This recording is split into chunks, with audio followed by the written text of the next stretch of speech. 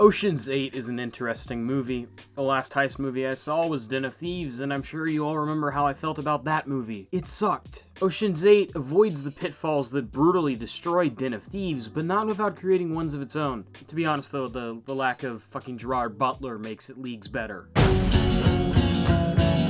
Ocean's 8 is a spin-off of the popular Ocean's franchise that stars George Clooney, Brad Pitt, and Matt Damon. They're good movies, well shot, well acted, with interesting stories and not that many issues. I haven't seen any of them in a couple years though, so I'm not going to rate them or give much comparison between this and Ocean's 8. Other than that they feel similar, but that's what a sequel or spin-off should do to some extent. Ocean's 8 is decent. It's a neat movie with some cool aspects, with interesting visuals. Much, if not all of the good aspects though, are lent to the cast and director Gary Ross, who directed The Hunger Games, another visually unique film. An interesting thing about Ocean's 8 is that despite being part of the Ocean's universe, it goes to great lengths to distance itself, with only Yin, played by Shobokin, being shown prominently. Some of the cast of the original films did apparently film cameos, but all were scrapped with the exception of Elliot Gould. The decision to cut the cameos all came down to whether it served the story or not. Gary Ross apparently filmed a lot of additional scenes after principal photography. Basically, all of them never made it into the final cut of the movie. Now, time to talk about my biggest compliments and biggest complaints with Ocean's 8.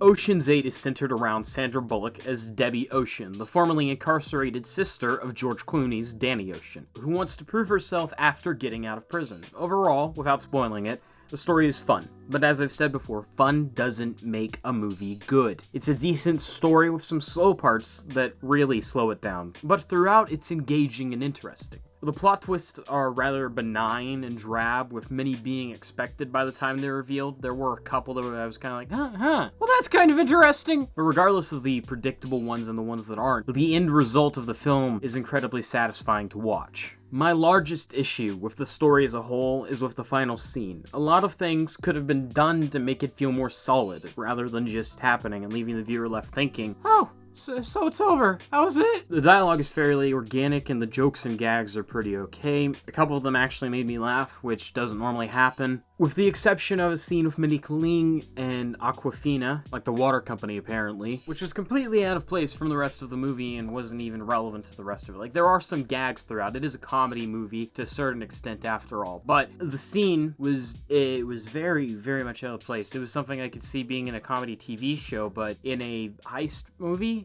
not so much. All in all, it's not a bad story, it's just not special. Most movies aren't though, but that doesn't excuse it as being permissible and worthy of not being criticized.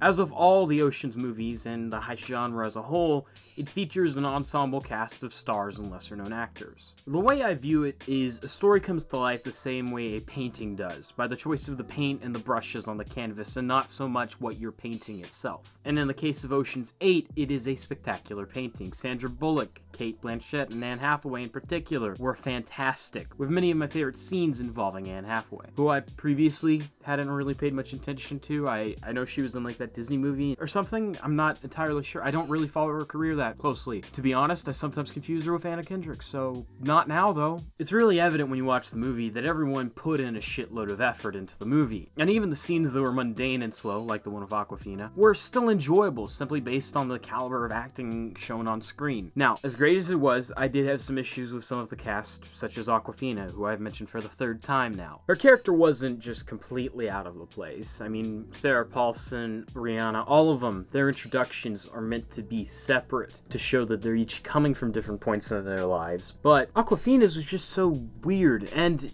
to a certain extent, you do blame the director or the writer for how the character is portrayed, but the actor as well. The actor didn't do a very good job, in my opinion. She acted very aloof, and she didn't very much seem to fit the Ocean's world. I also don't think she's that good of an actor outside of comedy, which is just a thing. Some actors are very good at comedy roles, and some aren't at others. They can make someone laugh with a portrayal on one thing, but then, they go to another where they're in a more serious role, and it really falls flat. Everyone else was great, though. Rihanna was great. Helena Bonham Carter was great. As I said, Cate Blanchett, Anne Hathaway, Sandra Bullock, they were all great. It's a much better cast than Ghostbusters and much better execution, and I only compare it to Ghostbusters because that's what people were doing. People were comparing it to Ghostbusters because it's an all-female reboot. I don't really give a shit about that. All I want to see is someone carry through an idea properly executed.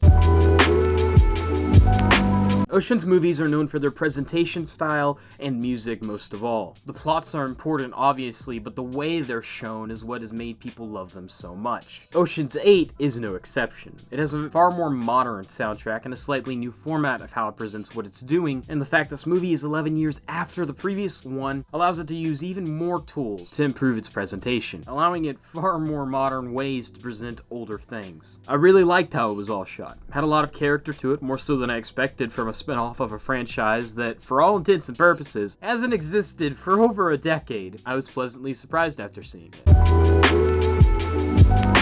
Ocean's 8 is neat. It looks pretty cool and has some great acting. It also has a rather mundane story that ends very suddenly without any real meaning. It has some really atrocious acting, and not everything fits with the rest of the movie. In an attempt to properly convey what each character cares about, it kinda fucks it up along the way. I'm really tempted to give this movie an 8, since it's not all that bad, and well, it is Ocean's 8, but I really just can't justify it, so I give it a 7. It's a high 7, but a 7. I do think most of you will enjoy it. It's not like the Ghostbusters reboot at all. It's an actual quality movie with great actresses and not just a shameless knockoff, an excuse to get some SNL alums together. But if you were a big fan of the earlier Ocean's films, you might be a bit disappointed, because while it is an Ocean's movie, it is different. And if you just like heist movies, I do think you'll like it, because at the end of the day, heist movies are never incredibly advanced. They have fun plots and they have interesting ways of how they do it, but at the end of the day, as Den of Thieves is proof, people really don't give a shit how realistic it is or how much effort someone puts into it. They just want to see some people break into somewhere or steal something and then get away with it. So yeah, Ocean's 8 is worth spending $8 to see. And thank you guys for watching. If you liked the video, make sure to leave a like and comment what you thought of it all and what stuff you'd like to see me talk about next. Make sure to subscribe to see more content like this in the future and hit that bell icon to turn on notifications. And guess what? It's summer, so why not get some Tahukan merch and represent? Low gang.